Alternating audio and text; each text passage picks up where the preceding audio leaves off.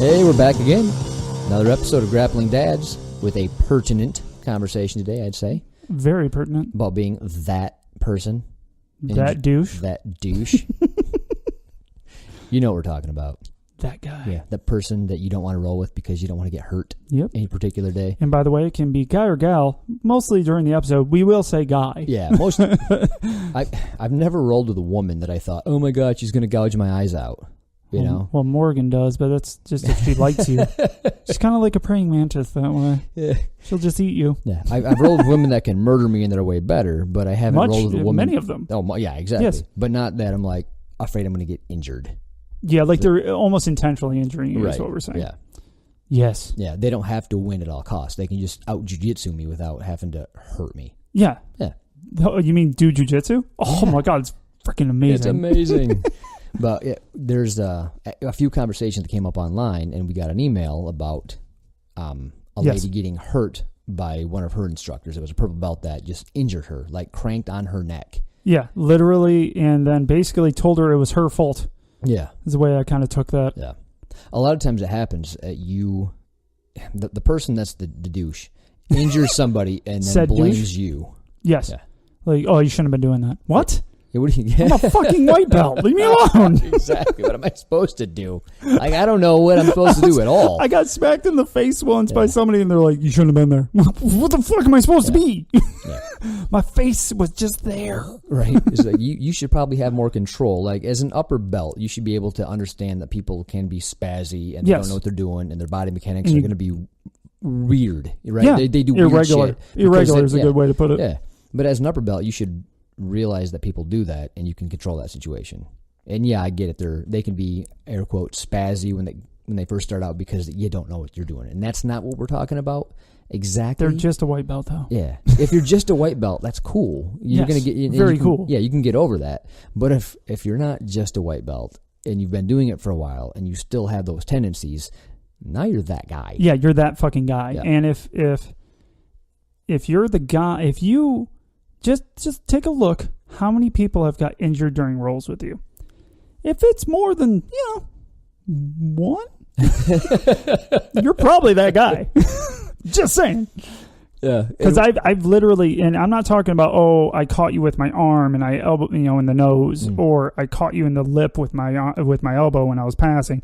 Not that. That's not what I'm talking about. Yeah. Well, for instance, I was rolling with Nate DeCamp, and I was going for. He's kind of good at this. Oh God! Oh, it's a funny story. Like, did you do something stupid against Nate? Mini tangent. Mini tangent. So Nate DeCamp, he owns his own school, and he is a black belt in judo. Like sick. Yeah. So he does judo classes quite often, and I go to roll with him. He's like, "Hey, you want to roll?" I'm like, "Yeah, sure." And we start out on the knees, and I go for a basic kind of from the knees judo throw on Nate. And then stuff and things happened, and I was flying through the air, and I landed, and I started laughing. I'm like, I just tried some judo shit on the judo guy. And he's like, yeah, you did. Yeah, that's pretty fucking stupid, bro. God. I can't remember. Awesome story. I can't remember many times I felt dumber during. Oh, it'd be hard. Yeah, like what the hell? That was stupid. That's awesome. That was really so stupid. Proud of you for trying something like that. So back to the story. Like I was rolling with him, and by this time it's been 2 hours of rolling. Mm-hmm. We're pretty sweaty. Yeah. Something slipped, and I kind of just smacked him upside the head. It wasn't bad, but that kind of shit happens, right? Yeah, that shit happens. Yeah. That's not what I'm talking about. I'm talking about when you injure people because way too much pressure that you don't need to be putting on them, or you're cranking submissions, or you're cranking on stuff that you don't have. Yeah, just because. Yeah. And yeah, I mean, we'll get into it more. I mean, again, dumb stuff happens. Sorry to cut you off, but I'm thinking kind of off the cuff here. Yeah, like if I fucking annoying. I know. I'm that guy. I'm that guy right now. Shit. Moving on. Like a hip bump sweep. If somebody has their ankle in the wrong position and they heel hook themselves, if you force the hip bump, right, and you didn't pay attention and they had their stuff in the wrong position, those are freak accidents. Yeah, also not what we're talking about. No, yeah, I'm talking about your dick. Yeah, literally, you don't know how to control yourself, and you fuck up people. Yep. Stop it. Yeah, that's all I got. Yep, and this is also pertinent. Croyler was on a thread.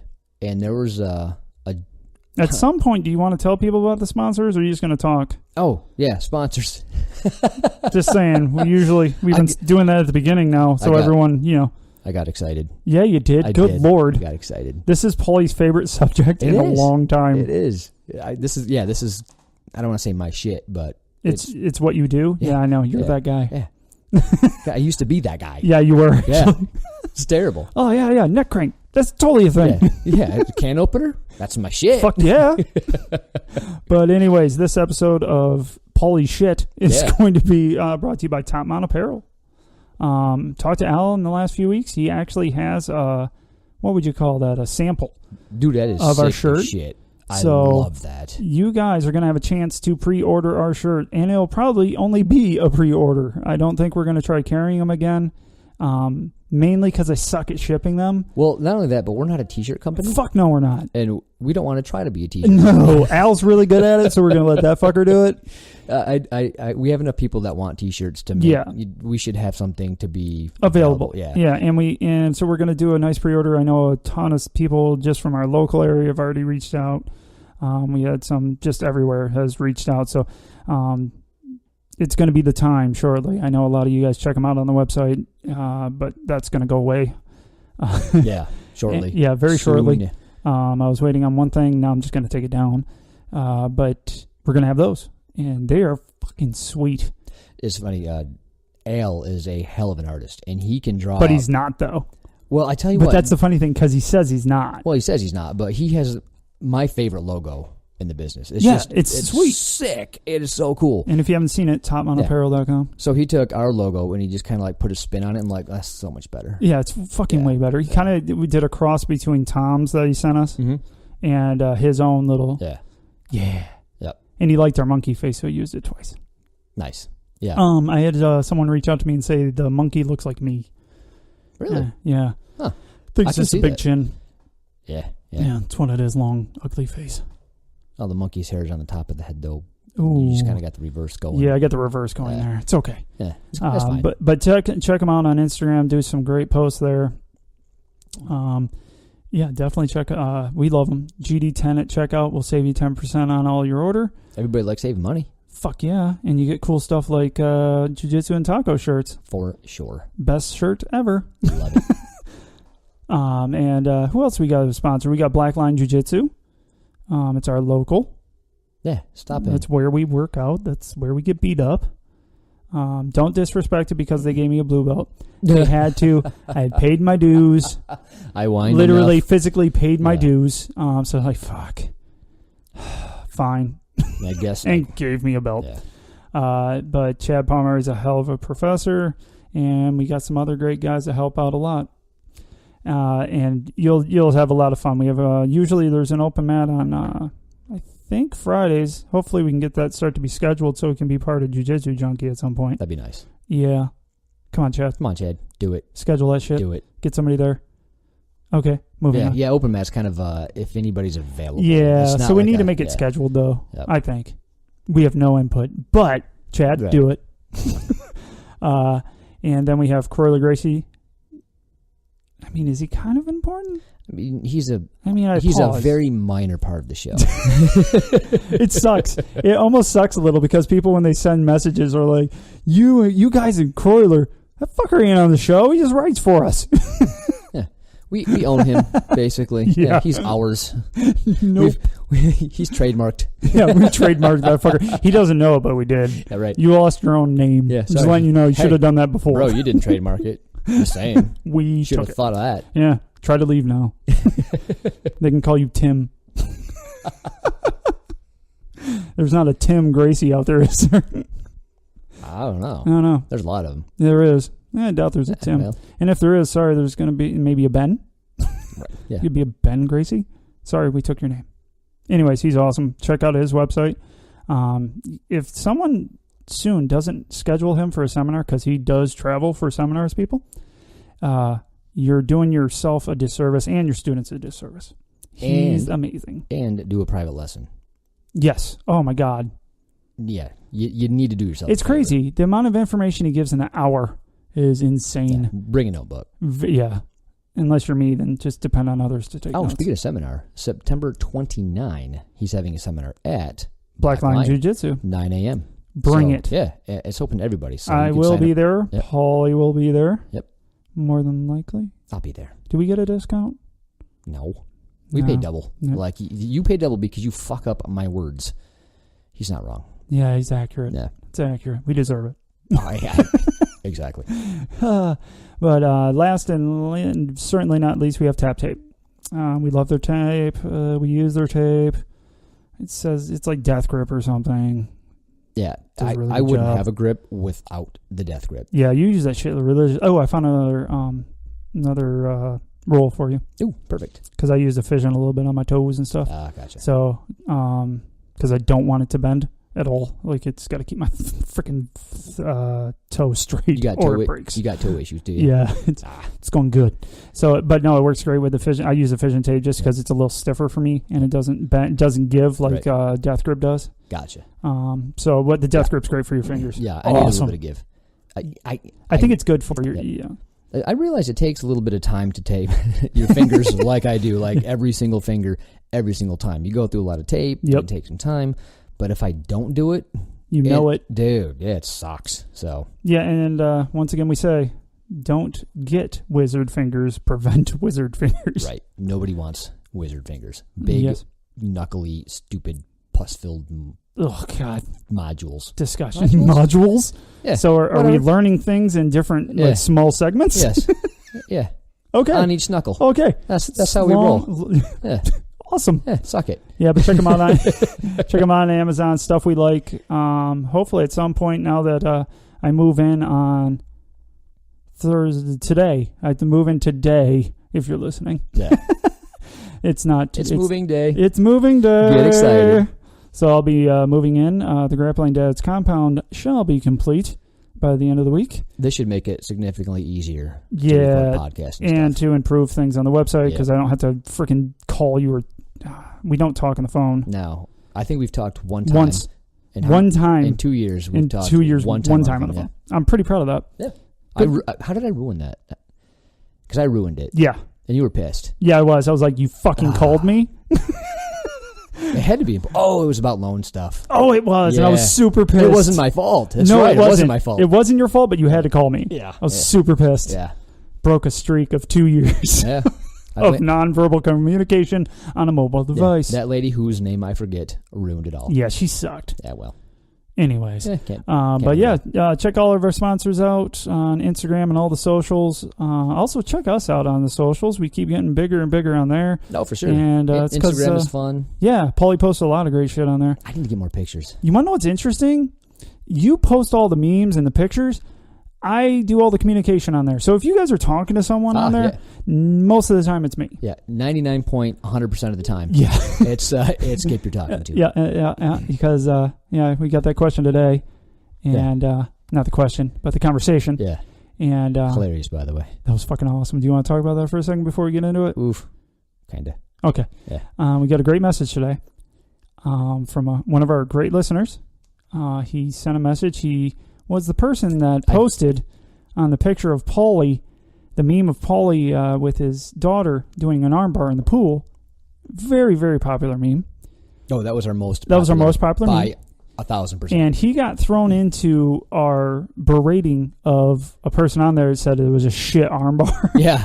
Which we took exception to. I might have got a little too salty over that. Too salty, for sure. Yeah, I got pretty salty about it also. Love Caden. Didn't deserve that. No. But he said thumbs up, and he meant well. Real quick, when you do things like that, I don't know you. put a thumbs up. Yeah, put a smiley face. Put a smiley face. Maybe some emoji. Clapping hands. Yeah. Maybe jazz hands with a smiley face. J/K. Yeah, ha ha ha. Something. Don't put it right underneath it. That's a shit armbar. Oh, thumb up. I'm like, well, fuck y'all. No, fuck everybody. And this nice dude says, hey, just listen to the episode. So sorry if I offended you guys. I didn't mean to. My coach just gets at us about thumbs up, grip up. Dude, I read the correspondence after you. Super funny. After you had been corresponding with this individual. Yeah. Super cool guy. Dude, I was laughing so goddamn hard at work today. I almost had tears streaming down my face. It was the funniest shit. Well, Paulie and I have a tendency to forget how many people are listening to us and how when we berate someone, they might actually listen to us, and they do. And then we're like, basically giving them the middle finger. Whoops. It's like, oh, people I really love listening to you hate me, son of a bitch. It's like, no, sorry. We're not going to stop. Yeah, I didn't even know he's a listener. I just, somebody be following a hashtag. Yeah. Yes, kids in jiu-jitsu was like, oh, screw this pick. But he apologized, and I said, don't apologize. You literally got caught in the crossfire. Hopefully they didn't lose a listener. He's like, no, blah, blah. Goes through his stuff. And then he goes, oh, who am I talking to? That's how that reminded me of the whole situation. And I go, oh, this is Kip. And he goes, oh, fuck you then. I'm like, oh, perfect. Much better. This is awesome. We got to remember how many people listen. I keep forgetting that fact. I tell you what, every email, every message, everything has been every comment. Just spot on. Like, I love our listeners. They're freaking fantastic. They're part of they're definitely part of the Grappling Dads family because they are assholes. Yeah, just like us. Yes, in the perfect way. Even that follow-up email from Sarah that we're going to get into was called us an asshole. Yeah, Tweedledee and Tweedledum. I want to know which one's which, Sarah. Just saying. Which one do you want to be? Neither are good. I'm going to go with dumb because you do all the smart. Okay, I'll go with stuff. D. I'll go with D. Yeah. It's settled. It's settled, man. Sarah, no need. Yeah, we got this. All right, so we got a long pro tip from Coiler. It's going to be a lot of reading, but it's a lot of good information. Yep. Don't worry. We will still fuck it up. Oh, for sure. Perfect. I don't want to turn this into a two-parter, but we might have to. It might have to. Yeah, this is well, Coiler even said, he goes, I wasn't done yet. Yeah, he goes, I had a lot more to write. This is tip of the iceberg shit. Yeah. So we're actually going to revisit this anyhow. Whether we get through this whole thing or not, it's a big issue. And it's, as Coiler says in the pro tip, there's more nuance than just what he put out there. So. Yeah, and he does his best to cram in all that's pertinent to the topic at hand. It's hard. We give him a lot, and this is something that Paul and I have an issue with. Yeah. Like, this is a big issue for us because we pride ourselves on not being this type of person. Yep. And if I am, fuck. Yeah.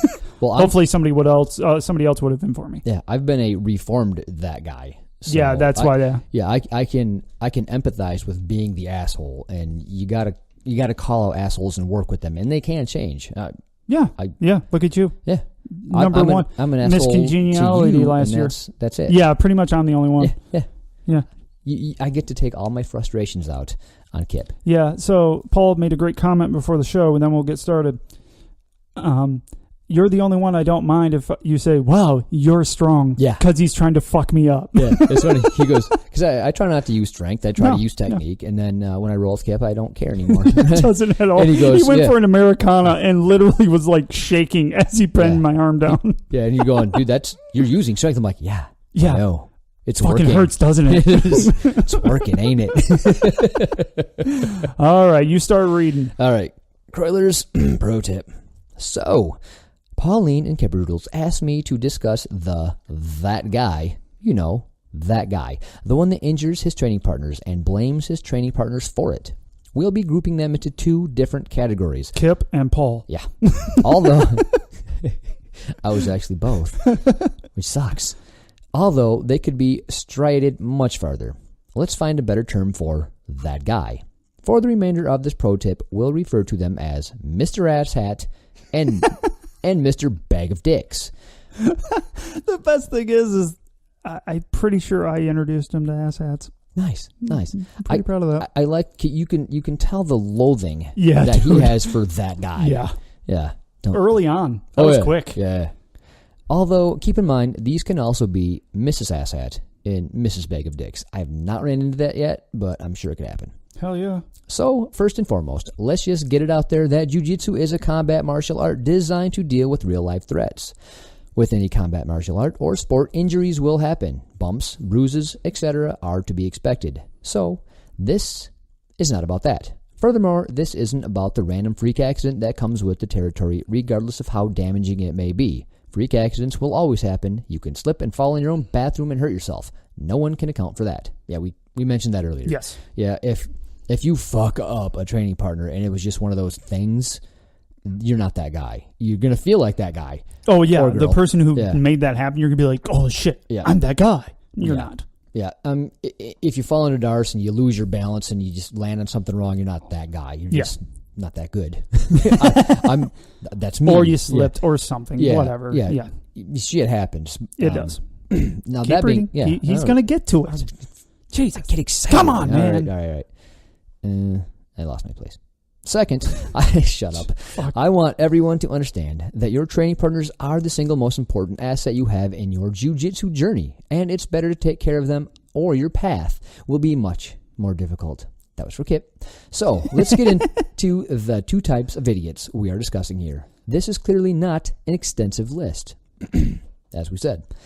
Number 1, Mr./Mrs. Bag of Dicks. This is the person who comes to train with the belief system that if they can make their training partners quit, ask for a break, that they are progressing and improving, somehow signifying that they are better or that they are getting technically superior. That's what I fell right into that. Yeah. Like that was my shit. Like if I could ruin somebody's life on the mat, I'm like, I'm better than you. No. Really, really wrong. Yeah, I didn't understand that. Really wrong. Yeah, I can't begin to tell Super you duper wrong. how stupid I was. I mean, it's embarrassing. You were wearing a bucket hat. Oh, yeah. This is towards that time, people. Nah.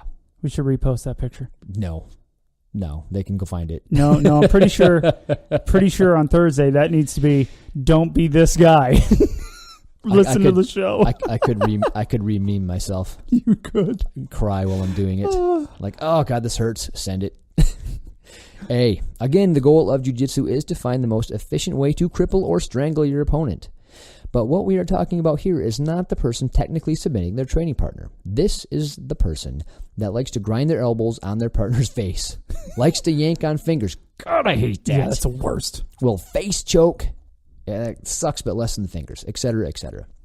Meaning this is the person that is willing to forego proper technique and regard for their partner's well-being for the sake of a single tap. Yeah, I didn't do much of the finger grabbing because I always thought that was uncouth. Like, that's a super dick move. Like, I wasn't even that guy. I've had so many guys grab my damn fingers. It squeezes the shit out of them. Yeah, and then when you tell them not to, they're like, I'm not. Like, yeah. Motherfucker, what you were to. Fuck, I was fish hooked by somebody, and I'm like, what the fuck are you doing? I knocked their hand out of my mouth. I'm like, what the fuck are you doing? They're like, what? I'm like, you literally stuck your finger in my mouth. No, I didn't. My saliva's on your fucking finger. God. People. Oh, people. God. Settle down. Just relax. Relax. All right, moving on. B. Mr./Mrs. Bag of Dicks generally will be mat bullies, meaning they will only roll or train with people that they can beat while avoiding everyone else. They are generally the people that say they are hurt. Wait, hold on. Wait. Whoa. I'm going to pause on that real quick. Whoa. Yeah. Yeah. I'm hurt all the time. Yeah, I'm kind of just a walking injury. Yeah. So that's what the Grappling Dads do. Yeah. GD Nation right here. Yeah, let's move on. Okay, move on. And that we should roll light and then attack you like a bat out of hell. Oh, yeah, we don't do that. No. See, we fixed it. I literally tell everyone I'm fine. Which one's hurt? Don't worry about it. Fucking attack me. Actually, I do that too because I'm pretty good at. Yeah, I can keep you away from my bad areas. That's why I tell everybody, I'm like, don't worry, Yeah. I know how to keep you away from it. Even good guys, I can't do anything at that point, but I can keep them away from where I'm injured. So don't worry about it when you're rolling me. Fuck me up. Moreover, as soon as you get an edge on them, they'll claim they are hurt and need a break. Sometimes they even complain that you hurt them, their injured appendage. These are the guys that think they are badasses of the school, but no one else really feels they are. They just feel he's a special kind of asshole. Yes. Yeah. Yeah, accurate. Yeah, that's just dumb. I should do that when I was a kid. I'd be wrestling with my friends. Yeah. And as long as I was winning, I'd keep going. As soon as they're on top, I'm like, you get a little twinge. You just need a break. Just reset. That was a dick. The only problem have any is friends. you were a fucking kid. That's a kid. It's a kid mentality. Yeah, dude. I was 12. That's a child's mentality. That's a great point. Yeah. Fucking stop being a child as an adult. Look at you go. And me agreeing with you. It doesn't happen very often. It's just weird. See? They are the people avoiding the tougher roles, not because they're afraid of being hurt, but rather afraid of losing, afraid of seeming less than, afraid of having his self-delusion shattered. This is Bag of Dicks? Right? Yeah, this is Bag of Bag of Dicks. Yeah, if you're rolling and you just want to be seen as a badass and you can't handle being physically dominated or technically dominated, as the case may be, man, do something else. Yeah, you're in the wrong fucking sport, the wrong family, the wrong community right now. Yeah. Start, take up, archery. Or actually, fine. If you want to stay in jiu-jitsu and it's your shit, I can see it. I can feel you on that. I love it. Go to the right fucking gym. Go find a gym that you have like-minded people trying to do competitions. There you go. You'll get fucked up and you'll quit, so it's perfect. Yeah, true. Because you'll find people with technical skill and they will jack you the hell up. Precisely. So I would love for you to go to those gyms. Yeah. Enjoy. D. Additionally, there is an even more special version of this individual, the Mrs./Mr. Bag of Yeti Dicks. Ooh, Yeti Dicks. That's the first I've heard of a Yeti Dick. Yeah, I haven't heard of it. I'm looking forward to it. Yeah. These individuals are the ones that brag about beating on people that know less than them. The same few people that they only train with. The few people they are 100% sure they can beat on. Meaning, on top of being a liability, they have a shitty personality on top of that. Awesome. Yeah. It's douche on top of douche. Oh, my God. So, if you've ever gone, hey, beat the shit out of so-and-so, yeah, you're a Yeti bag of dicks. I can see it. Yeah, I could see Yeti bag of dicks right there. Because, fuck, man. Because not only doesn't it matter, nobody cares. No, they really, really don't. Yeah. It's like when I want to be big and muscly, and I'm like, oh, I'm deadlifting 405, and I was all proud, and then I realized nobody gave a shit. Well, that's just the thing. Yeah. No one cares. No. Especially that shit, no one cares in a jiu-jitsu gym at all. No. Like, no one gives a fuck. No. Actually, they're going to despise you for doing so. Mm-hmm. So, what the fuck? Yeah. Why? Yeah, I think people... You hate I'm sorry to cut you off, but you did it earlier, so fuck you. No, I earned that. It goes back to the standard, in my mind, reaction to someone that doesn't like themselves. Yeah. I'm going to point out all the shit I'm good at and how much better I am than you because in all actuality, I can't stand myself. No, I agree with that. And it's really, it comes through a lot, and it's very, prototypical for that type of mentality. Yeah. So, well, yeah, that's a it's big not an excuse. Yeah. That's an even bigger reason to fucking know that about yourself. Yeah. Learn about yourself. Grow, fuckers. Yeah, that was actually me to a T. I grew up and I didn't have a lot of friends. I didn't have any sports. I didn't have a lot of self-esteem. So for obvious reasons. Yeah, exactly. Yes. Look at my face. So I wanted to get jacked and strong, and and I did everything I could. Now I have really shitty genetics, but I did the best I could with what I had, and I was getting proud of it. But I wanted to show it off. Like I wanted to use my muscles to beat people up in jiu-jitsu. Quickly found out that's not a thing. Shocker. But also found out that nobody gives a shit. No. Like nobody's really that impressed, or if they are, it's meaningless. I mean, they aren't. For example, I got a good example. So they had a guy, world's strongest man, brand new one, just lifted 500 kilos. It's a world record. Like, and he fucked himself up, like destroyed it. He gave himself like a concussion lifting this weight. He was bleeding out of his eyes, his ears, his nose, and his mouth. Lifting this weight. It's worth it. Oh, and I kind of went, that's kind of cool. And that's how most people feel. Yeah. And I moved the fuck on to the next video. So if you do that for you, cool, man. Yeah. But if you do that because you want the accolades, nobody gives a shit. No one cares. Yeah. You can be proud of yourself. You're a passing thought in everyone's brain. Yeah, you don't need other people to be proud of you. Do it for you. Yeah. Make sense? And you won't be a dick when you're doing it for yourself. Yeah. Yeah, just don't be a jerk. I don't know. If you're a hella fucking dickhead, maybe. Maybe? Yeah. I don't know. Yeah, whatever. E. This behavior will ultimately cause injuries to happen because as far as they are concerned, it is your problem to protect yourself, and if you don't like it, then quit. Ugh. If you aren't... gross. Ugh. If you aren't going to quit, man up.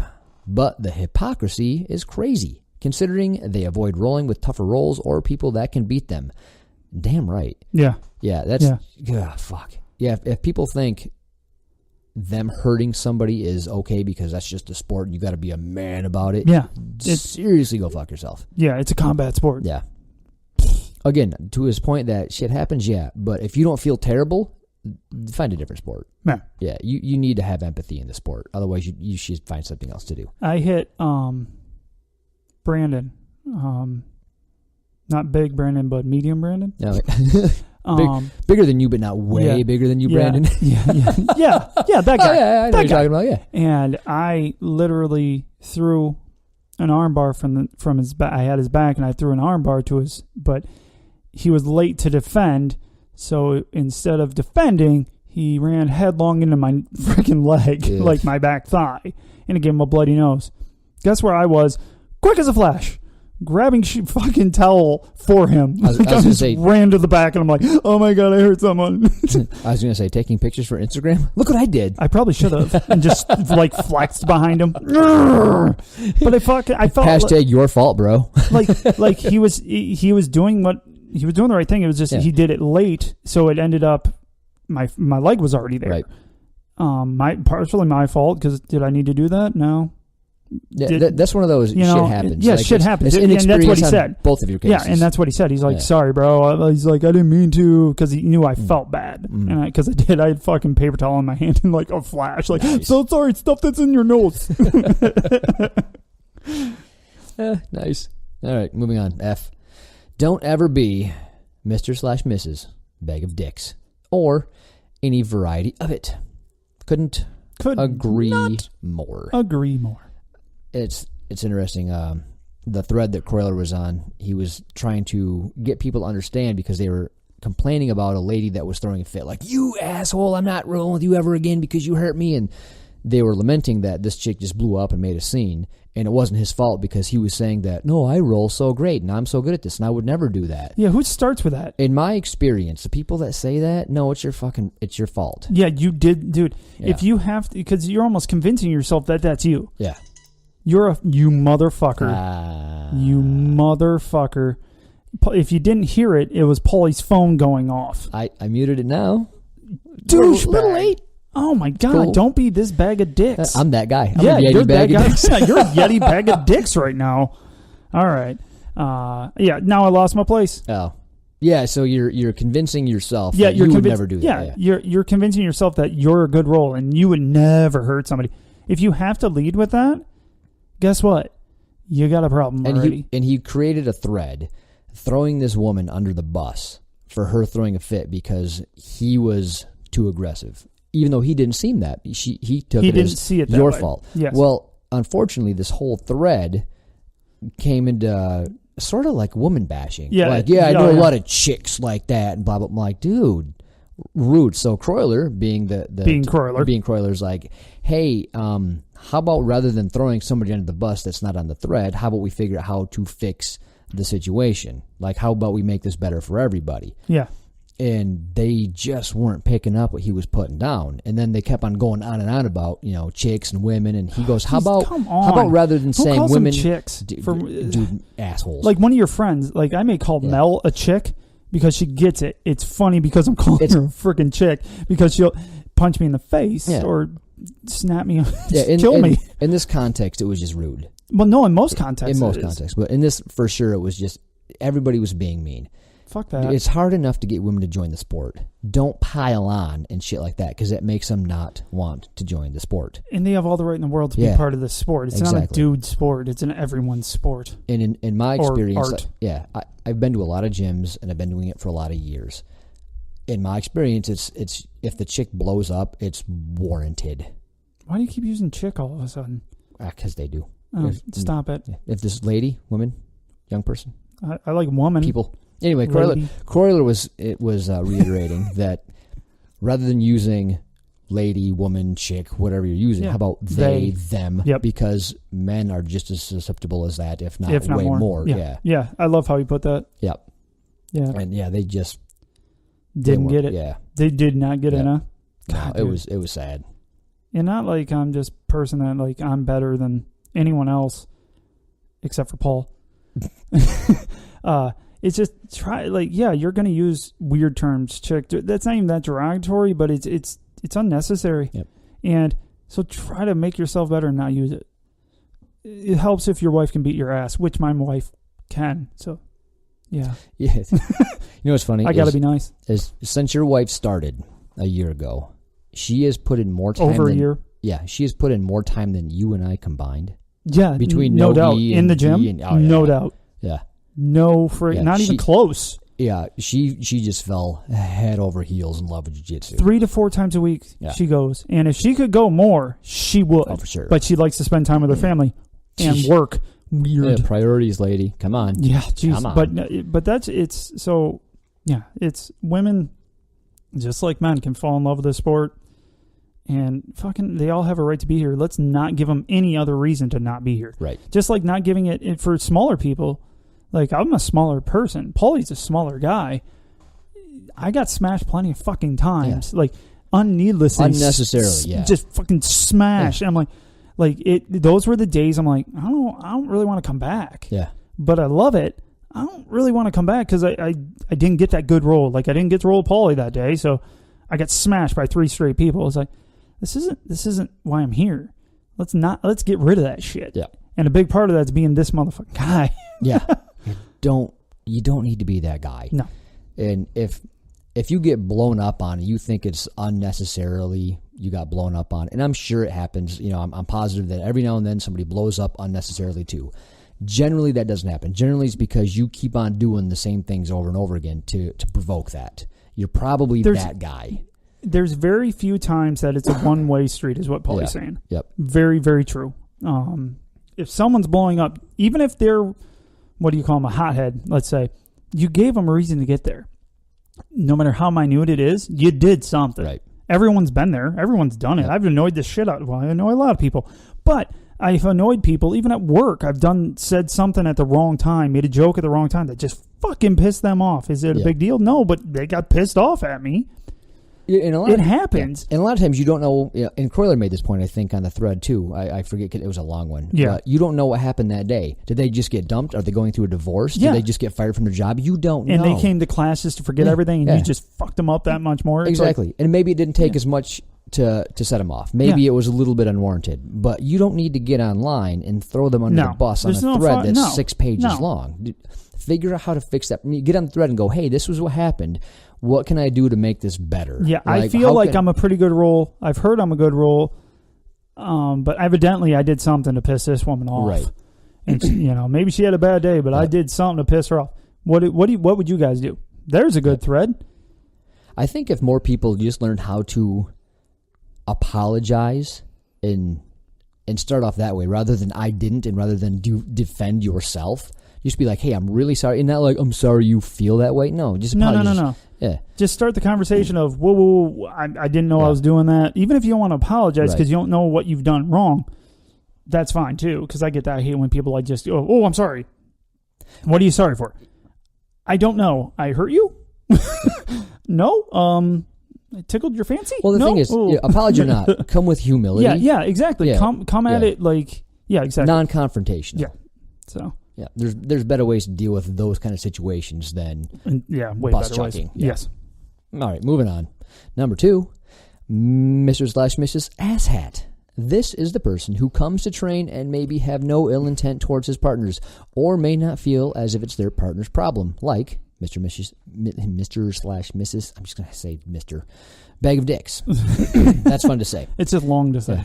They may be the person that hurts others without meaning to, who may even feel a little shred of guilt, but not enough to change their ways, as they assume every incident is an accident, and they fail to see the common trend here that they themselves may be the problem.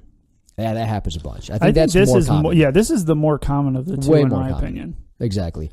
It's hard to be mad at these people. Oh, no, I have no problem with it. After a while, you're like, all right, come on. You got. Oh, no, I went on pretty early with them. I like to just jump right in on the hatred. Right. But like we alluded to, if you're brand new and flaily, like we give you time to figure that out. But if that trend continues, I'm going to start to get pissy. Yeah, especially if you end up promoting into a higher belt and you're still that way. Yeah. By blue belt, you sure as hell better have a much better control of your game and your body than to be fucking injuring people. Oh, agreed, 100%. All right, moving on. This is the person that may inadvertently hurt people with no ill intent behind the act, meaning they are so caught up in the moment and in succeeding that they neglect their partner's well-being. That's tough. Like the fight or flight kicks in and you're just rolling and you're looking to win. Yeah. It's hard to get over that. It really is. But for the love of God, get over it. You have to. Yeah. You need to get fuck over it. If you still have a fight or flight by the time you're a blue belt, you got an issue. Yeah. Because you should have been well used to getting tapped the fuck out by anybody. Yeah. If you were an asshat and now you have a blue belt and you still do it, now you're a bag of dicks. Yeah, and you're both. Yeah. Somehow you're both. Exactly. Way to go. B. Asshat may be great people with great personalities before and outside of class. Some may even have great personalities during training up until it's time to roll, at which point their persona changes and they are completely unaware of that fact. They become so enticed with winning and the objective that they don't realize that how they are rolling could potentially threaten their partner's health and well-being. This too, much like bag of dicks, is fueled with the need to win. The difference is awareness of how it's affecting them. Yeah, this is something that needs to be taught quick. So if you catch a person at this point, you can generally have the conversation a few times, show them a few times, and maybe fix it. It's harder to fix a bag of dicks. It is harder, yeah, because I think bag of dicks has much more of a deeper seated issue. Yeah, I think bag of dicks, you're a shitty person. An asshat, you're kind of ignorant to an extent. Yeah, I mean, you can have bag of dick tendencies when you're an asshat. Yes. So what I mean by that, I'm trying to let me put that together. Yeah. So you can have how he says they're not intentionally hurting people. I think it gets to the point where you're doing maneuvers and techniques that you know are going to be dangerous towards someone, but you do them any fucking way. Yeah. But you're not trying to hurt anybody. You're like, this should work. Yeah. But I probably shouldn't be doing it, and they do it anyways. That's what I'm saying. It's kind of like you have a prime example of this. You know that a belly down armbar can really wreck somebody. Yes. And you know that you're not a black belt, so you might not have the control necessary to do a belly down armbar. And that's something I do a lot. Yeah, without hurting somebody. So what do?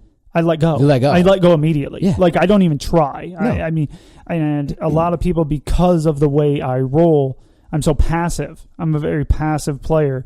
And then when they go to push me forward, I end up, when I have their arm rolling to my belly by accident, I just let go. Yeah. Because I don't know how to control that. I have no clue how to stop myself from breaking somebody's fucking arm.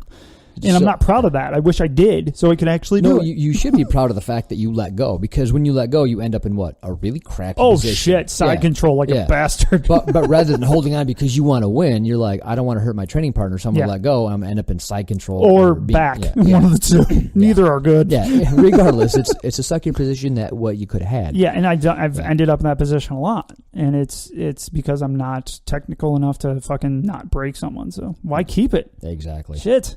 All right. Number C. These are the people that look for the easier rolls or the people they could scalp. Meaning, Mr. Asshat Blue Belt may avoid rolling with other blues and roll with only whites and browns, because losing to a brown is not a problem, since they're supposed to be better. And if they win, they have that win over a brown belt under their belt. No shit. And they roll with white belts because it makes them feel good. Oh yeah, that's the thing. That one just really kind of hit home for me. I see that. I've never.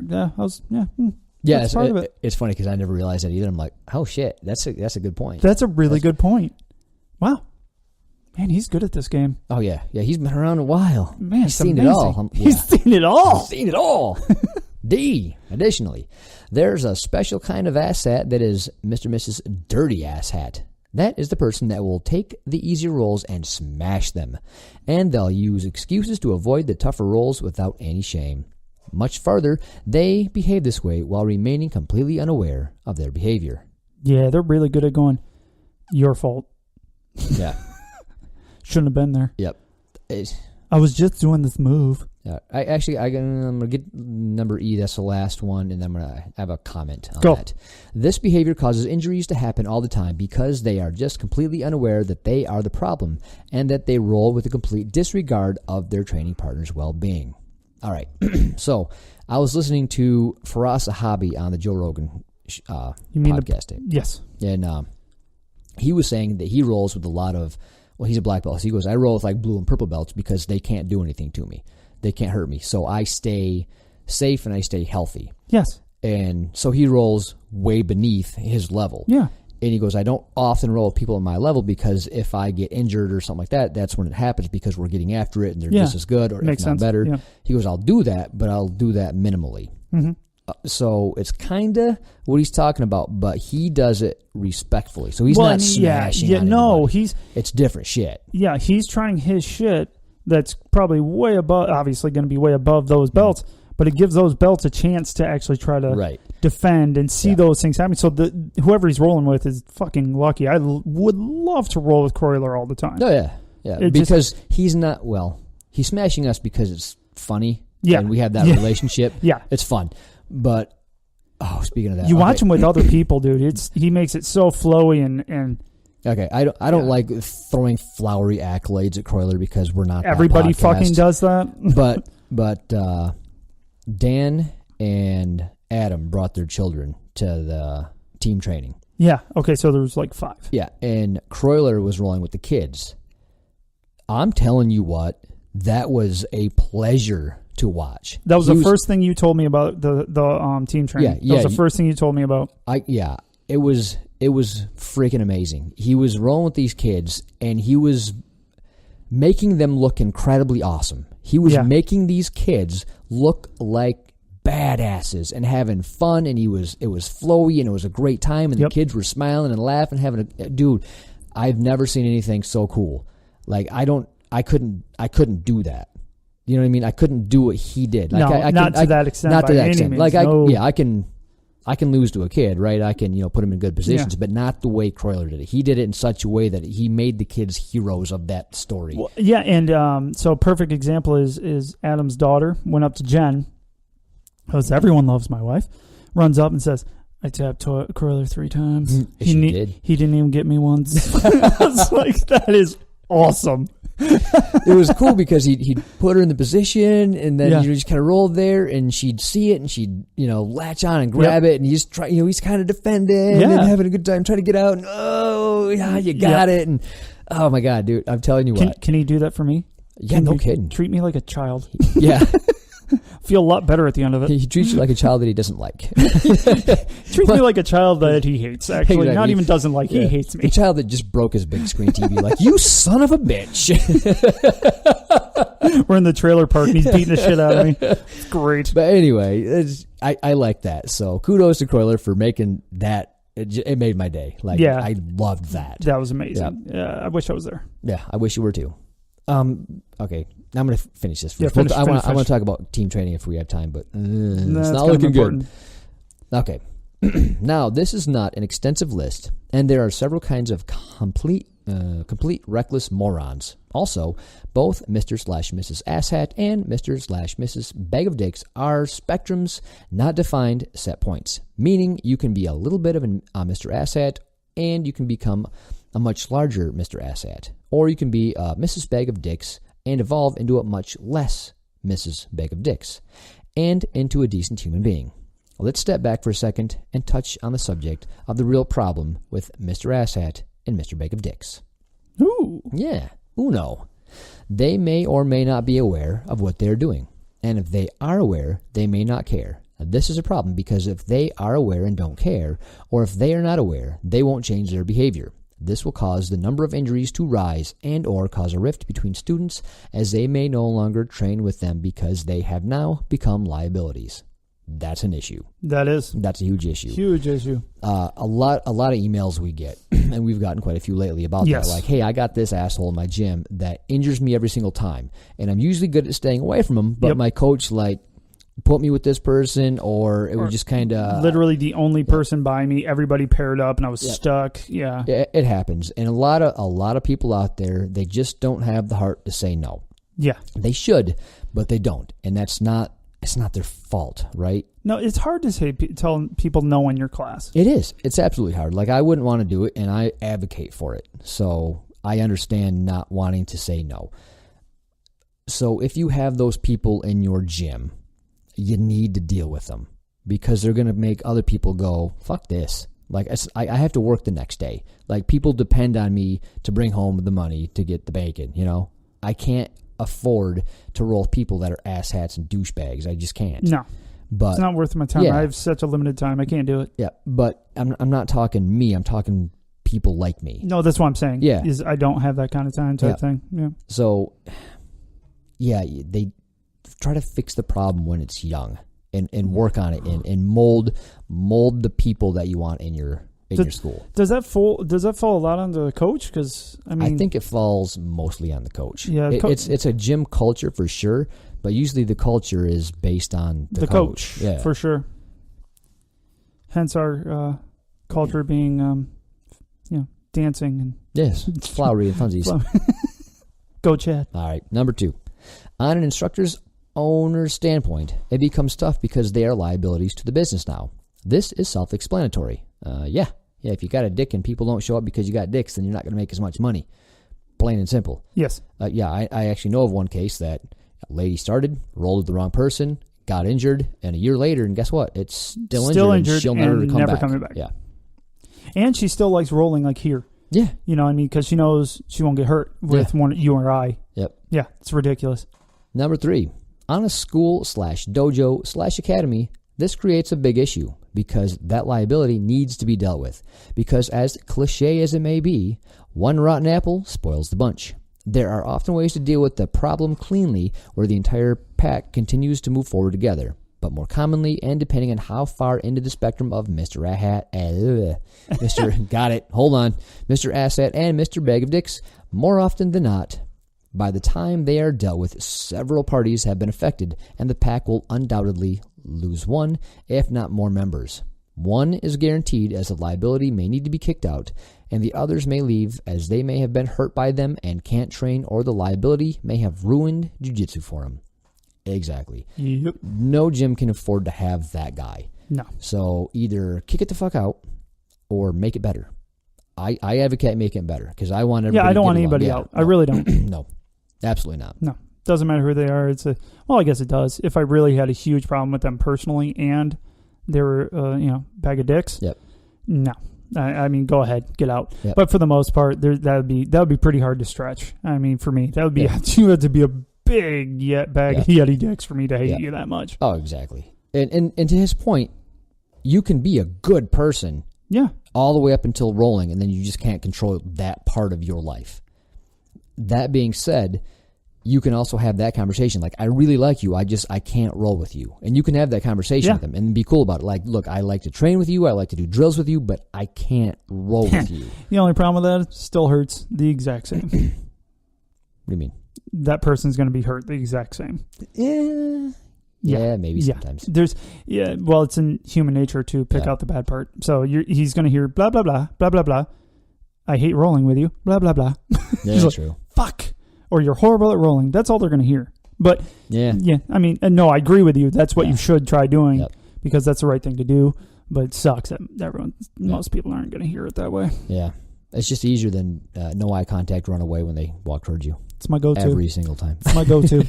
Works really well. All right. There are more reasons, but these are the big ones. Now, let's go back to discussing them. So if it's a spectrum and people can move farther into and further out of that spectrum, the big question is, how should we deal with them? 1. First, it's important to understand the root of the behavior. This list is also not extensive, and there are many more ways one can be a fucktard.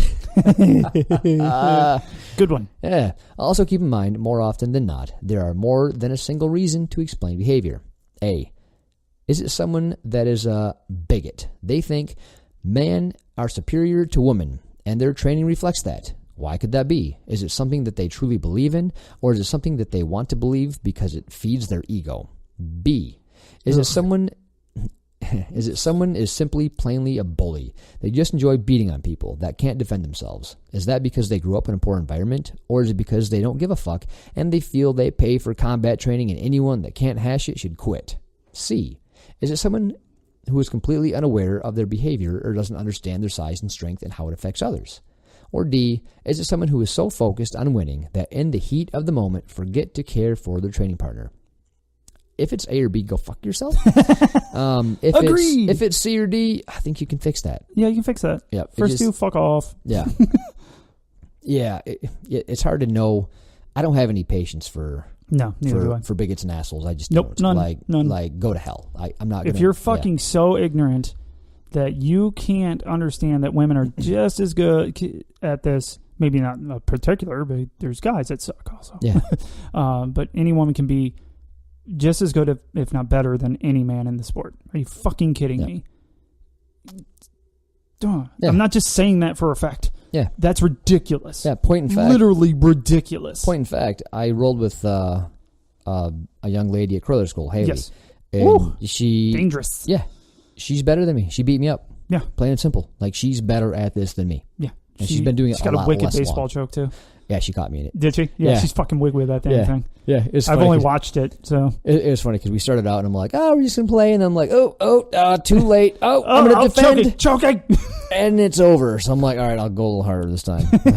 It didn't matter. Didn't help, did it? So nope. It was fun. She's kind of a beast. She was so sweet. She's like, thanks for letting me get my favorite choke. I'm like, let you. Yeah, totally let you. I'm glad you caught that. Yeah. I'm walking away. Well, good talk, sweet. All right.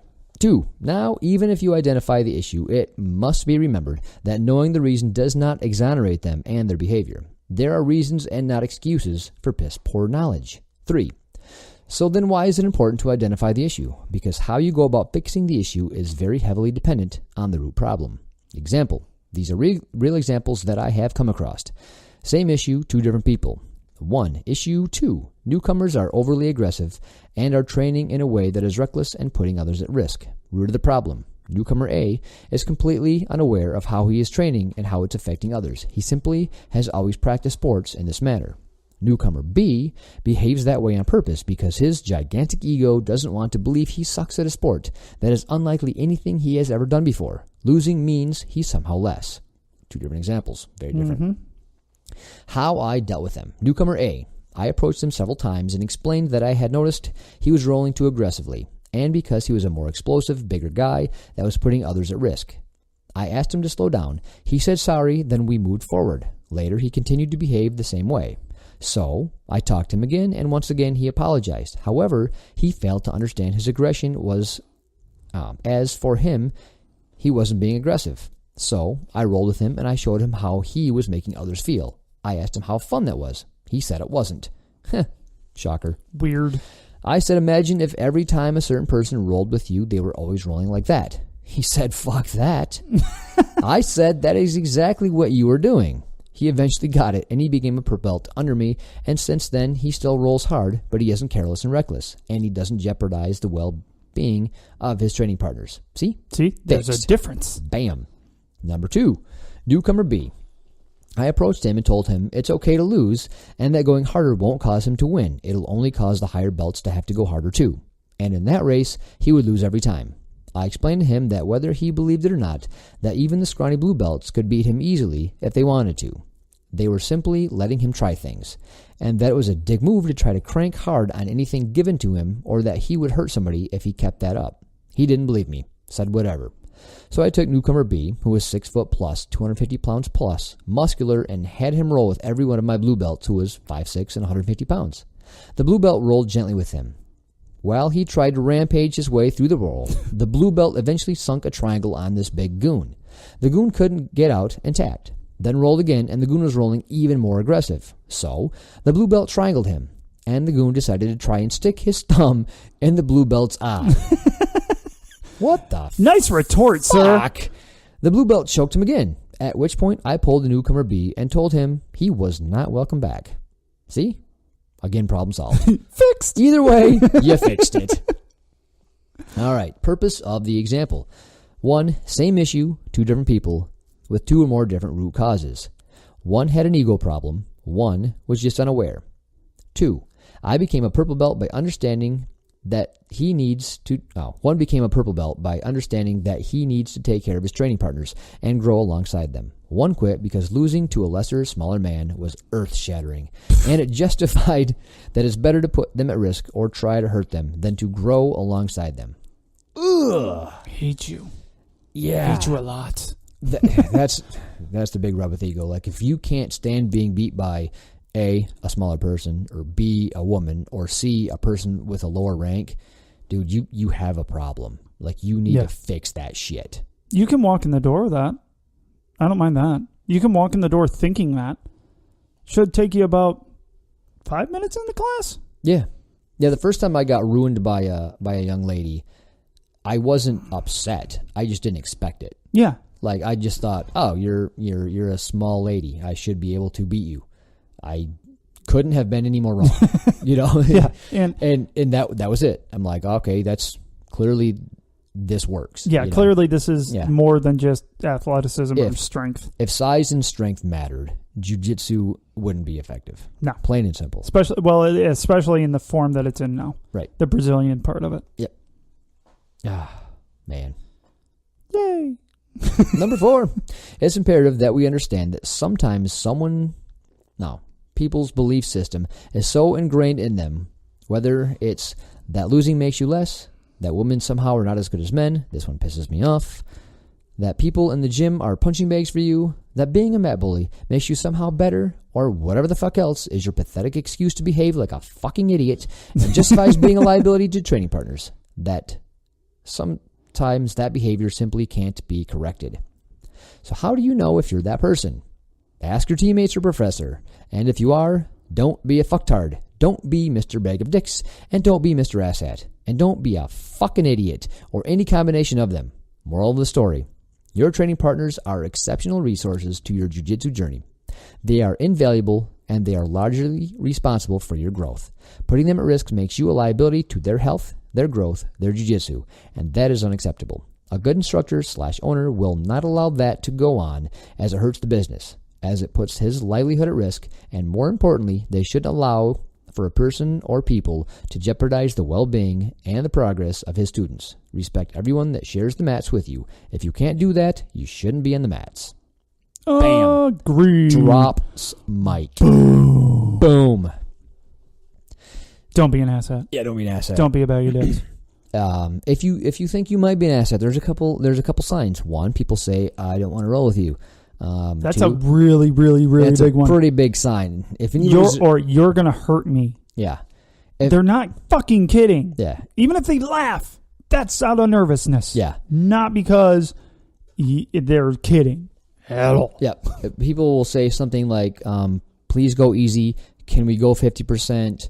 I need to work tomorrow. I'm old. I'm tiny. I'm injured. If you always get those kind of comments before you roll, you might be a problem. So talk to your coach. You're like, hey, I'm getting a lot of these comments. Am I going too hard? Are you hearing something about me, and can we fix it? Yes. Yeah. Totally agree. So, yeah.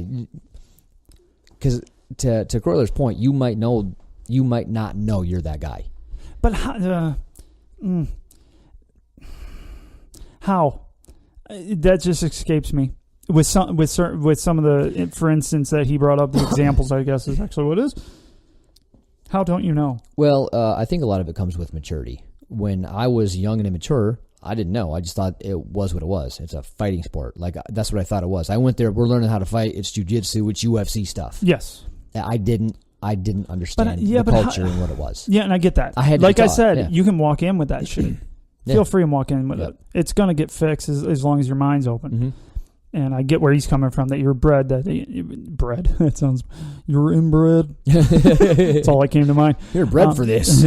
But you came up with it just ingrained in you that men are stronger than women, which is just ridiculous. Or that smaller people have to lose to bigger people. No, fuck you. Well, it's not going to happen. Yeah, when I grew up, you're scared of the big guy because big guys win fights. That's just what it is. Oh, I can't fight him. He's so big. That's just how I grew up. Yeah, exactly. And that's how you come up. And that's especially, besides what goes on in the streets, which I don't know because I'm not there. Right. I avoid that. What's in the gym, it really doesn't matter in the gym at all because you're going to get smoked by people of all sizes. Yep. All races, creeds, gender. They will all beat your ass at some point in time. Yeah, definitely don't have the culture and don't start bragging or telling people who you beat. Like, I beat so-and-so and I ruined so-and-so. it's not doing anybody any good. And, No. and it's creating a culture of I'm better than, or, you know, you don't need that. No. You know, for example, like I'll roll with some of my favorites. Like I like Ben. Like he's my kind of roll. Yeah. And I will brag about rolling with him like it was a fun roll. Yeah. Had a great Oh, yeah, roll. for sure. Yeah, that's fine. That's Yeah. acceptable. Yeah. Like because some rolls are just they just fit your body type or they fit your style, and some are more fun than others. I get that. Well, and I same thing. I've said that. I've said in kind of the opposite. I'm like, they told me I was a fun roll today. I was super excited for myself. Yeah. I was like, yay! Because that meant it was fun. Yeah. And it wasn't just fun for me. It was fun for them. And they're better than me, so it made me feel good about myself. Yeah, that's what you should focus on, being a fun roll. Yeah, being a good partner. Yep. That's what I try to instill with my daughters every time. Yeah. I'm like, be a good partner. That's all this comes down to. You'll learn so much more, so much faster, being a good partner to others. It's funny that the less you try to win, the more fun of a roll you are. But you can't just be the only person trying not to win. You know, if one person's trying to smash and you're not trying to win, you're trying to do jiu-jitsu, then it's kind of a little off kilter. It is, yeah. But if you're both trying to do jiu-jitsu and you're both not just trying to win, that's when the rolls are fun. Because you can go super hard and super technical and you get a good sweat on, you're going hard, you're even using some strength. But you're not trying, you're not having to win. No, you're just, the strength is to try a technique maybe that you hadn't tried before, or that you're just not proficient on. You want to see if you can get in the position. Right. Yeah, I have no fucking problem with that. Yeah, it's you're trying to learn to get to the point where you don't need that. Right. I don't see that as a problem as long as that's what you're going with your partner. And once again, be a good fucking partner. Yeah. Paulie and I went through a stint where we did nothing helpful for each other. No, it was pretty recent actually. Yeah. And it was stupid. We weren't helping each other. It was a pissing match every fucking time. Like, I'm going to kill you. And it was all in fun. Yeah. All in fun. That's all Paul and I do. But we were definitely, I was definitely using way more muscle than I ever used against anyone else against Paul. But now the last, handful of times we get to roll, it's a lot more fun. Yeah. A lot more technical. It's Paulie will still use muscle on me just to show, he's stronger than me. But it's a lot more fun, and I know when he uses muscle just to be like, I could have done it.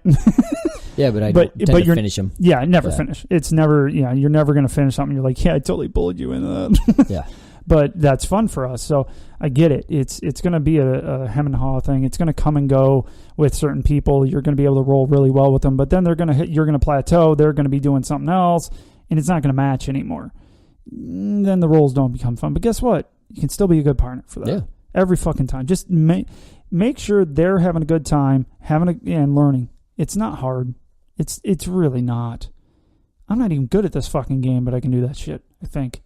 I don't know any of this. We're getting better, right? Yeah, it's trying to at least. That's what I'll say. I'm trying to get better. So when you're new, your repertoire is pretty limited, so it's hard to get a good flow. It's hard to get a good roll. Yeah, the only tool I had was don't die. Yeah, so you work on defense. Don't be afraid to stop a roll mid roll, right? Like, hey, what are you doing? I don't know what I'm doing from here. If you're very new, you don't know anything. Yes, just ask questions. You know, you shouldn't really be rolling that much anyway. Even if you get smashed and you're sitting there and this will go back to one of our former questions, like you're getting smashed and you're getting so much pressure you want to tap. Well, ask what the fuck's going on. Yeah. Ask why you want to tap from pressure, because even that person said, I know I'm not supposed to be tapping to this. You knew that. So instead of tapping, literally stop the roll. Yeah. Stop the roll. Be like, hey, hold on. Why the fuck do I want to tap right now? Yeah. And they're going to go, you're not supposed to. Yeah. So X, Y, and Z. Okay. Whatever. You're not supposed to, but how do I not tap? Yeah, like, where are my arms supposed to go? Yeah. Where's my body position supposed to be where this doesn't hurt so much? Yeah, this is supposed to just make me do something stupid. It's literally making me want to quit. Yeah. Tell me why. Yeah. But right there, perfect. And even if you tap and then say, hold up, they're going to ask you why the fuck you tapped the pressure, and then you can explain why. It's either way, it's fine. Yeah. But once again, that's part of being a good partner, and these type of people that we're talking about are not good partners, either by their own volition or just by who they are, and they don't know it. Right. Either way, it ends up the same. You're a fucking dick. Yeah. Yeah, if you want to have more fun at jiu-jitsu, you're going to have more fun by going through a lot of different positions during a roll. Oh, so for example, if you have somebody in your guard and you're just clamped down and you're not letting them do anything because you don't want to lose, you're not having fun, they're not having fun, and neither of you are learning shit. Yes, and to add to that, also, because a lot of people will hold on the guard or hold a position strictly because they don't know what to do beyond that position. Mm-hmm. Right? You know, they're like, well, if they fucking pass me this way, I don't know what the fuck to do, or whatever it is. You're just not comfortable not being in guard. Well, you're never going to get comfortable without getting out of guard and letting them pass, or at least trying to stop a pass. And if they beat it, so fucking what? Yeah, exactly. Try to reset. Then you got a new game. Yeah. Figure out how to get back to where you were. Yeah. You know, and Paulie ingrained that into me a long time ago when I started. Was literally, we were talking about it before the show, is I'm pretty comfortable on my back. I'm not great for my back. I'm not wonderful for my back. I'm comfortable being there, though. And the only reason I'm that way is because Paulie goes, you just need to work on defense. Don't worry about shit else but defense. Frames, posture, base, all those things. That's all you need to worry about. Don't even worry about it. If you have to do a guard passing drill, great. Make sure you don't get swept during the guard passing drill. Perfect. And yes, it wasn't the most fun thing ever, but it turned into the funnest fucking thing ever. Because now I can push forward, and if I get put on my back, I'm like, not cool, a big deal. like being here anyways. Yeah. Well, we've mentioned on repeat, jiu-jitsu, a lot of it is being comfortable in an uncomfortable situation. It is the sport. You're always going to be in an uncomfortable situation if you're not that guy that just wants to smash white belts. Yeah. So if you can be comfortable on the bottom, then you're less scared to be there, and you're more willing to try stuff. Yeah. And when you're trying stuff, you're having fun and you're learning. Yeah. But if you're not willing to try stuff and have fun and learn, you're that guy. Yeah, you're that guy. Yeah. If you're constantly just going from smash position to smash position, you're being that person. If you look at it and you go, I never get tapped, you're that fucking guy. Yeah. Because you're not doing jiu-jitsu and you're just fucking climbing up into a little ball and sucking your thumb while you're sitting there doing it. You should get tapped. Maybe when you're a white belt, that should be your goal, is not to get tapped. Yeah. But you're going to anyways.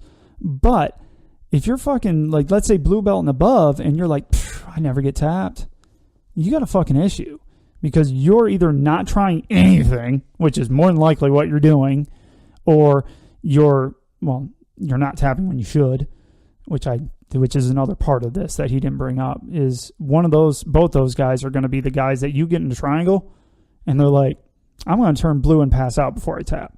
You know that's part of it. Oh, I want to mention, Amanda is new. And Caleb's wife. Yeah, she was caught in a Kimura, and it wasn't fully on, but she was stuck and there was no way out. Yeah. Like it was locked on, it just wasn't finished yet. Yeah.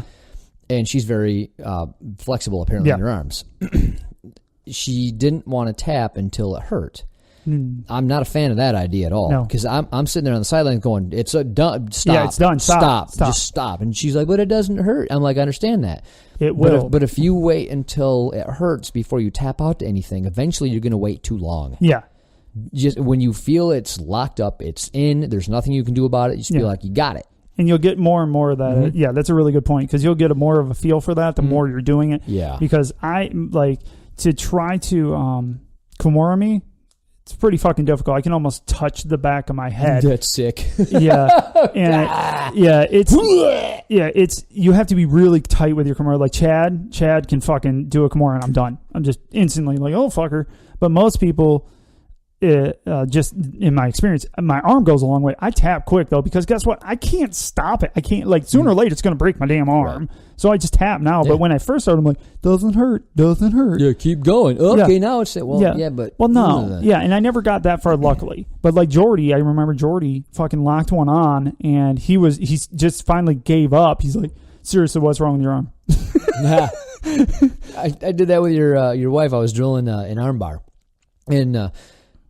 oh yeah, I would go to bridge up. I would and it does nothing. Well, I'd put it on and I'd stop, and she's like, "You didn't have it." I'm like, "Well, I know I wasn't going for. I'm not going to make you hurt every single time we're drilling something." Yeah. That being said, I wasn't just not finishing it. I was so not close. Like, she's like, that was nothing. Was and that's nothing. What she meant was, you're not even fucking, I know what it feels like. You weren't doing it. So as I was putting on the armbar and noticing that her elbow just kind of bends. It goes past 90 degrees. It's like putty. I'm like, what in the hell is this? That they called it, they made that misnomer of double jointed. It's just you have more flexible joints. Right. My wife has that. So does my daughter. Just their arm when they extend it out goes past 90 degrees. It's fucking creepy. It's sick. So I was we were drilling the Kermit from Mount. Yes. And I was with Amanda, Caleb's wife. Yes. Okay. And she was doing it on my right arm, and my right arm hasn't been as injured as my left one. Yeah, it's less so injured. she could go through the entire motion, bring the elbow down, and go through the whole paintbrush thing. Yeah. And then she'd lock it up on my left arm, and as soon as she'd do the motorcycle or the reverse motorcycle, it's done. I'm like, oh, tap, and she's like, really? Like, yeah. Yeah. Go to the other side. If you want to train with Paul, go right side. Yeah. Because left side's just going to go, ow. You won't know if you did it right yet. Yeah, a lot of people are like, why'd you tap out? I'm like, it was close enough. Yeah, or it hurt. It's like, that's enough because it's just stupid and broken.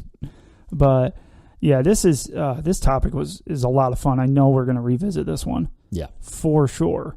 But right into more questions. We get a lot of this, though. Mm-hmm. We've gotten a lot of, this person smashed the shit out of me. Yeah, we've gotten more questions about that guy than any other one. Because everybody has a person in their gym like, hey, is it supposed to feel like this? Are they supposed to smash me? Like I'm just doing it for fun, and they're putting all the pressure on me, and I want to tap to pressure. Or they keep tapping me out. Like a purple belt should never, honestly, a purple belt should never be tapping out, like literally physically, like, ow, I'm in pain tapping out a white belt, in my opinion. Right. A new white belt, at least. They don't know what the fuck they're doing. What are you doing? If you're, this person that wrote in, was what, weeks in, I think? Weeks in. Let's give her months. Let's say 3 months in even. What are you doing? What are you proving doing that to them? They don't even know what you're doing. Exactly. And you're tapping them. You are now the purple belt bag of dicks. Yeah. Like, what are you doing? You're proving nothing. People, like Paulie said earlier, people really don't give a shit. They really, really, really don't give a shit to you when you do it to somebody that doesn't know what they're doing. Literally taking candy from a baby. Right. Yeah, you can. Why? You can make a person work really hard. For example, so team training, right? So I go down there and I don't want to say I pride myself on it, but I try not to just give everything I have in a roll. No, I don't want to not be able to roll the very next round. Yeah, that's something I've taken from you that I try to do. Yeah. Don't do it as well as you. Yeah, the first thing I was taught by somebody that took me under their wings was, hey, everybody's got a gas tank, and when your gas tank runs out, you lose, no matter how good you are. Doesn't matter who you are. So you want to control that gas tank. You want to manage that gas tank and not, So that's what I try to do. Like, I've always focused on having at least something left in the tank after every single roll. Yep.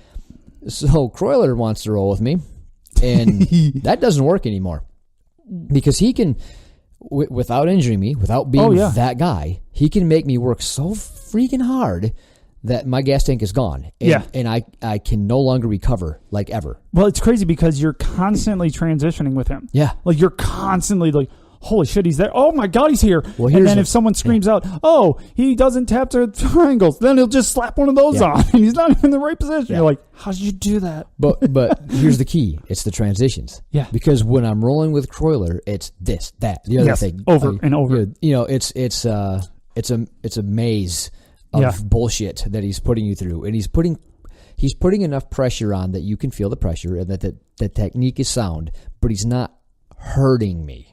And if he's not hurting Paul and I, he doesn't really like us. Yeah. So like, if he's going to hurt somebody, it's us. It's us because we are complete dicks. Yeah.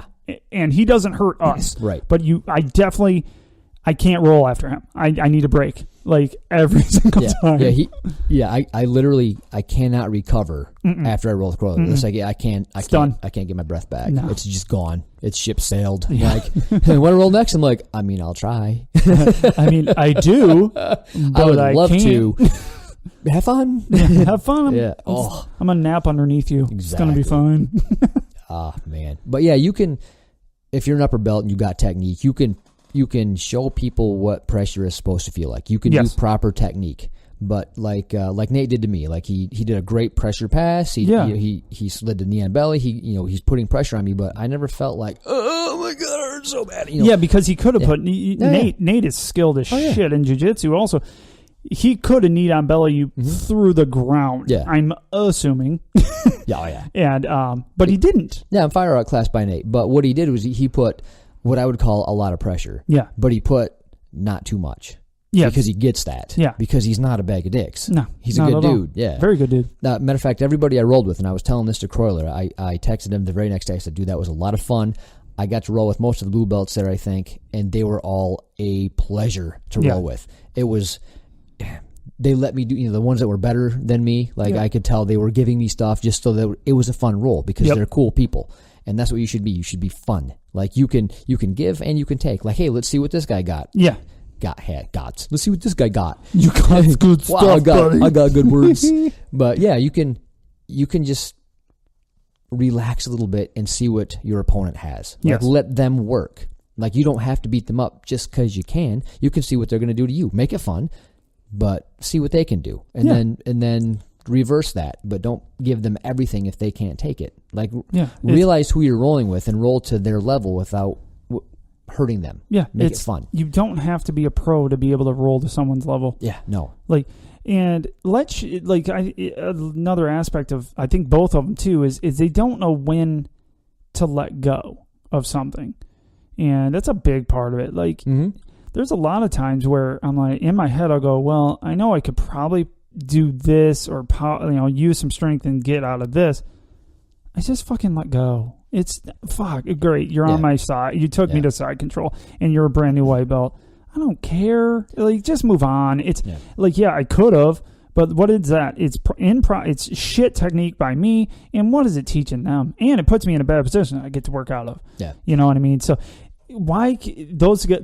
What I'm saying is those guys don't have that in their makeup at that time. They could get better. Obviously, you can fix it, like Croyler said, but they don't have that. Yeah. They don't have the ability to go, no, that's fucking pointless. Yeah, if you're choking my face because you don't have it under the neck. Or if maybe let that go. And occasionally you'll do that and not know. Because you can feel, if someone turns their face, it'll feel, honestly, like you're under their chin because you don't feel their chin.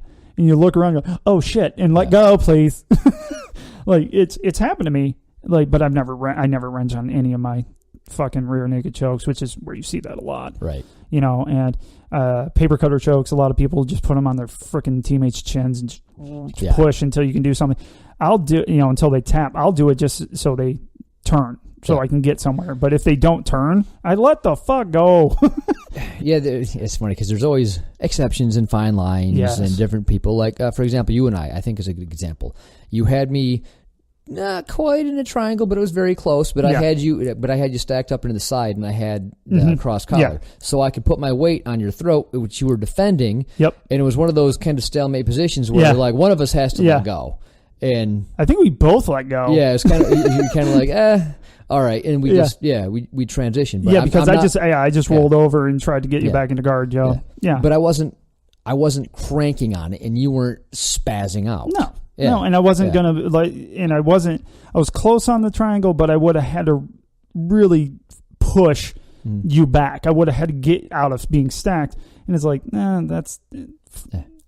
I wouldn't have got to this point if I did it right in the first place. But ultimately, does it matter? No, because we could just start over. And matter of fact, we started right from side control. Like, just keep going. Yeah, it's actually that's a big reason I don't tap people out. I'll get them to the point and then I'll stop. And a lot of people will say, "You could have had that." I'm like, "Well, I know, but I didn't want to." Because tapping somebody to me is like the exclamation point at the end of a nice sentence. Yeah, like I like this sentence. I like doing the stuff. Yeah, like I love the figuring the setup of to get to where I want to be. If I just tap you out and then we just reset back to our knees, I'm like, well, that just takes time away from rolling. Yeah, and so if I just let it go and go for the next thing, we're continuing the roll. We're continuing that conversation, if you will. And it's so much more fun. Yeah, like getting mount.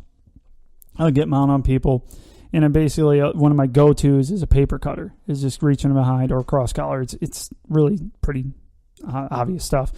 And I'll kind of set it up. And I feel like I know when I've set it up right, that it's like sooner or later they're going to lift their chin and it's over.